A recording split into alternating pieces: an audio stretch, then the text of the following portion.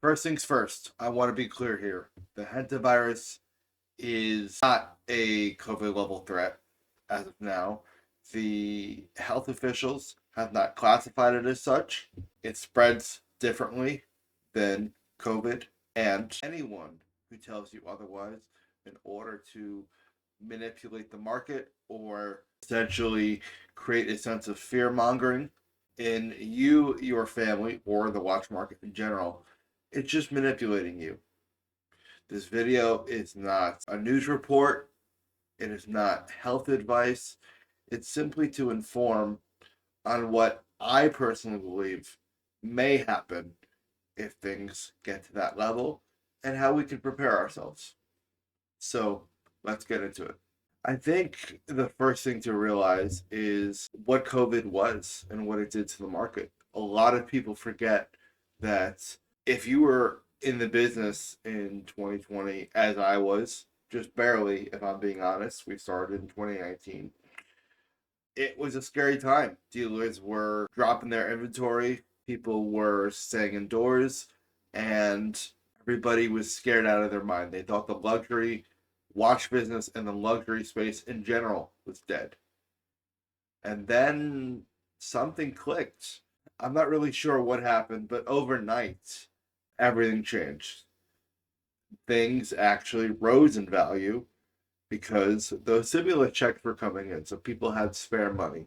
And so the market was overburdened with income, and basically people that didn't previously have the financial means to afford luxury items now could. And that was a great thing for people like me and people in the industry who knew what they were doing to a certain extent, because at the end of the day, everybody was profiting.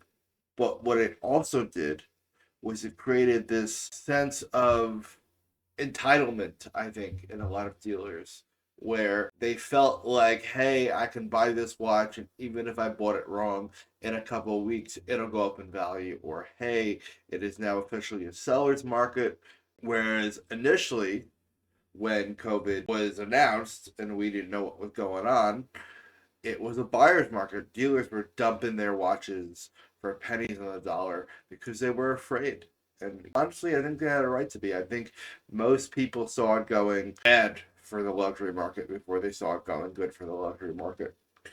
And again, this video is it's not to inform people of what I know will happen. Nobody knows what will happen, but there are a couple of things I think may happen if this continues to be frontline news and if it continues to spread around the world. Again, just to really understand, the buyers will become cautious when when the Hantavirus becomes more mainstream news, which means essentially buyers will slow down and we'll see a dip in the market. An initial dip, not anything huge, but you will see a dip in the market as people try to feel out how this is going to affect the luxury market. I think it's happening now. And I think that a lot of people are hesitant to really spend big money. They don't have big money, first of all, unless they are sure of the market. And honestly, the guys that are buying their first Rolex, they're going to be a little hesitant. The guys that have been saving up for a while may need to essentially decide that now's not the time. The guy who is asking a million questions on the dealer side, you're going to see him disappear fast. With that being said, I also think a lot of these backpack dealers that have not been in the game long enough or not in the game long term are going to disappear. Meaning the guy who got in this business not necessarily to build a business, but to flip watches and make a couple extra dollars, he's going to put his quote unquote business on hold, because the days of picking up a Submariner retail and flipping it for two times market, or picking up a Omega for 40% of retail, are going to be halted. And I think you saw a lot of that during the COVID-19 pandemic, where people that were in this just to make quick money are now they've moved on to the next thing. Maybe these people are grifters, maybe these people are entrepreneurs that just saw an opportunity and took advantage of it. So there's nothing wrong with moving on to another industry if you're transparent about it. But something to keep in mind is that a lot of these people that are in this business now may not be in the business 6 months to a year from now. And people who just started maybe last year or beginning of this year are going to get quite the wake up call. I think watch dealers are going to get exposed in the sense that a lot of times these guys are addicted to momentum. They just want to move the watch for the quick flip. They want to make that quick $300, $500. They really care about volume. And I think the people that haven't established those channels are going to have a hard time because things are going to move a little slower.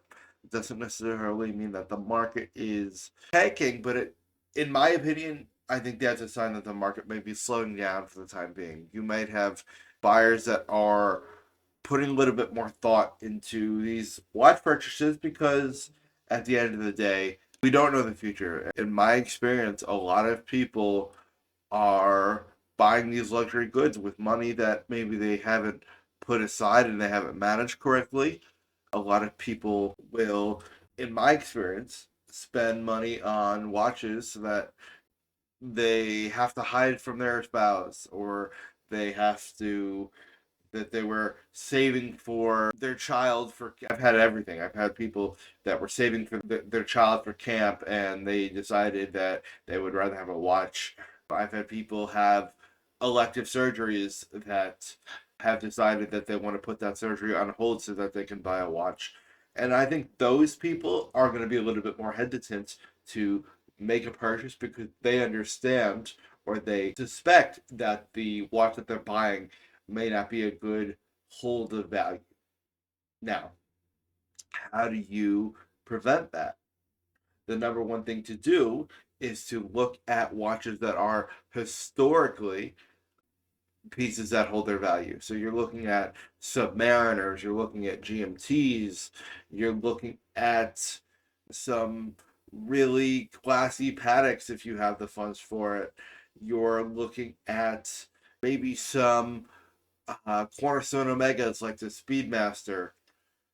Now is not the time to go out and buy the solid gold Breitling that you've had your eye on or the Frank Mueller that is the first watch in your collection. Now, if you have the funds for it, go ahead. But I think that people are starting to panic. The first pieces that are going to dip are the auxiliary pieces that maybe don't act as a cornerstone to the collections. So if you are thinking of buying a watch, make sure you stick to something that is either rare or something that has withstand the test of time, like a Batman or a Pepsi, pieces like that. I think those pieces will be fine in the long run. I think you'll see a lot of panic selling if this thing gets as crazy as COVID, which again, I have no reason to believe that it will, but it's always best to be prepared. Initially, you might see some crazy panic selling, but in the long run, I think you'll be okay. So my next point here, I think that you are going to see those brands dominate again. I think that, as I mentioned, brands like Rolex, AP, Vacheron, even to some extent Omega, you're going to see the Royal Crown and the big Rolex dealers profit and take market share again. And I think that's going to be because the Rolexes are going to be one of the best places to spend your money. Now, there's a caveat to that. There was a time during COVID where people were buying Daytonas at stainless steel Daytonas at $38,000, $40,000. Do not buy it at a crazy markup. Buy it correctly, and I think you will maintain your value in the long run. And again, if you are on the fence about buying a watch, if you are hesitant, or if you are spending money that you might not necessarily have readily available, then I would put that idea on pause for a while, at least until we have figured out how this is going to affect the market. I think that some sales might be slower in the coming weeks, but that doesn't necessarily mean the market is dying or that it is dead. It just means that people are likely going to be a little bit more hesitant to put their discretionary income into luxury assets. And that may hurt in the short term, but I think in the long run, you may see an uptick in the luxury watch market. And I don't think that's going to happen immediately. We might be 6 months, we might be a year out. Hell, this video, nothing that I've said in this video might come to pass, and this might be a much shorter and